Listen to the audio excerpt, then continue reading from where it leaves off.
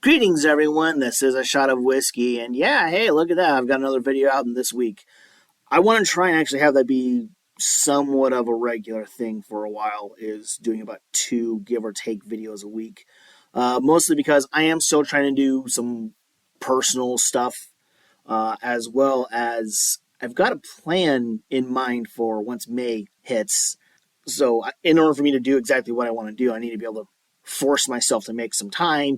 So that's another reason why I'm planning for just for now only doing about 2 videos a week for you guys.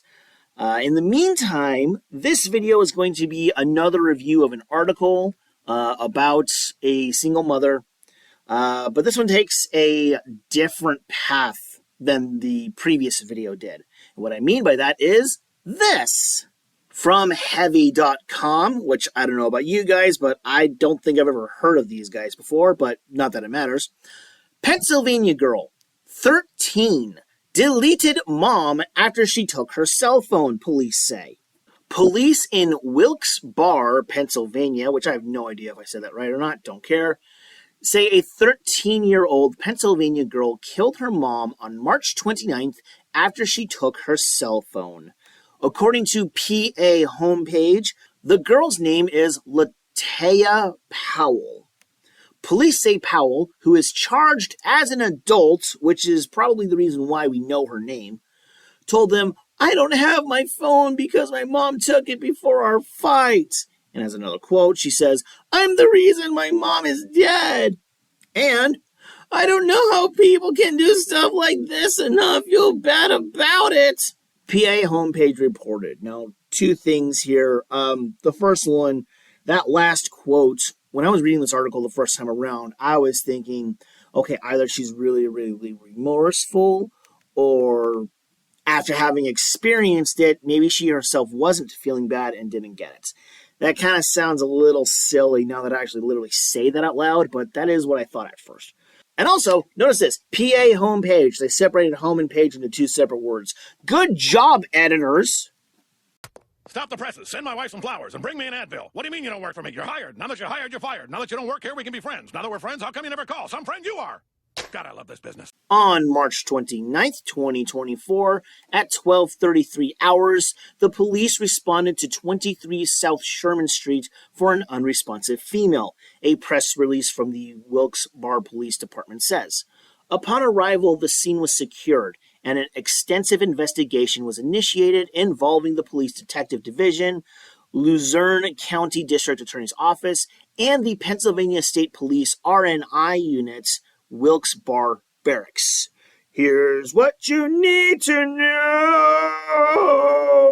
Okay, after subjecting you guys to the reason why I never took singing lessons, according to the police press release, the initial investigation determined that the 44, I'm assuming that stands for years of age, victim was suffering from apparent wounds to the torso and head area and was non-responsive.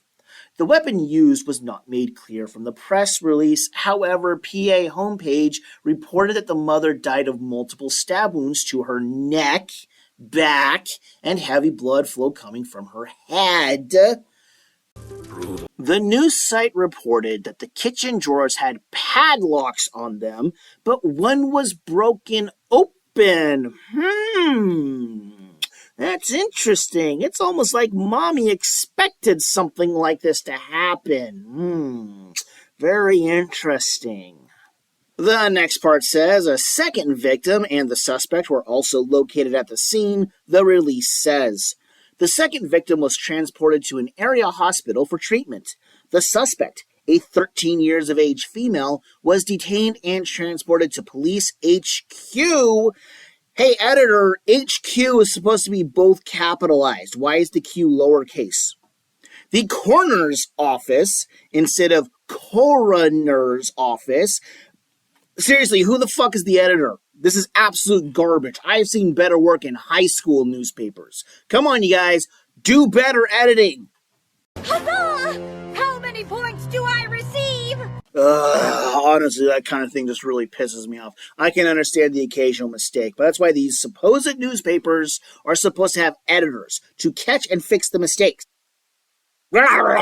Anyways, the coroner's office was notified and responded to the scene and pronounced the victim deceased. An autopsy is pending.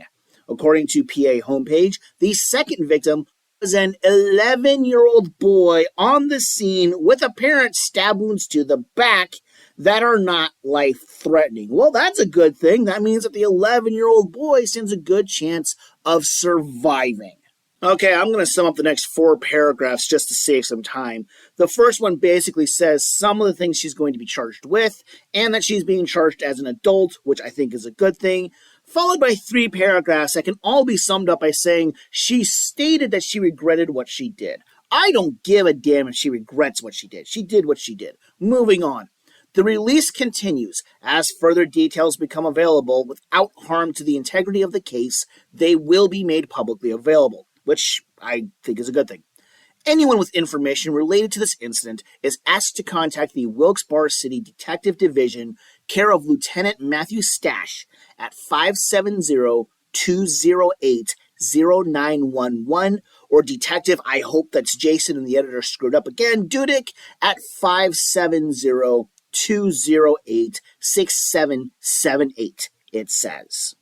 Okay, so now that that's done, I think there's some questions that need to be asked that, let's face it, we'll probably never get the answers to because this story is probably going to be swept under the rug. Why is this teenage girl so prone to violence? 13 years old, and already she's a psychopathic murder machine. And apparently mommy knew that this was possible, otherwise, why put padlocks on the kitchen drawers? Is this child mentally unstable, or is she simply another product of single motherhood? That being said, where's the father? The article doesn't mention a father in the picture at all. So where is he? Does he even know he's a father? Is he alive? Is he in prison? What's the deal with that? We're probably never going to know that because these urinalists probably don't give a damn. That's what I think. Let's also keep this in mind. This was all over a cell phone. Why? What did she do to warrant her phone being taken away from her? Usually, when a parent does something like this to their teenager, it's because said teenager did something wrong and needs to be disciplined on some sort of level. That's probably what happened here. That's what I would imagine would happen here. So what did she do? Now, of course, she's a stupid young child, so she probably could have done a multitude of things. The worst possibility is she might have been texting pictures of her unmentionable body parts to boys at school, or even worse, to strangers, probably even adult strangers on the internet. There's a lot of adults that would like that kind of crap, and there's a lot of stupid teenage girls, even tweens, who would be all up for it because it means getting attention from men because they've never met their father. These are very real possibilities. These are things that I think really should be asked when it comes to stuff like this, but probably never will because, God forbid, we hold the mother accountable for being a piece of... What did you say? Oh, I'm sorry. I forgot that we're not allowed to use critical language when discussing the fairer sex. My bad. Well, I guess we're done here anyways. Thank you all for listening to this video, and never forget that if you abuse alcohol, it will abuse you back.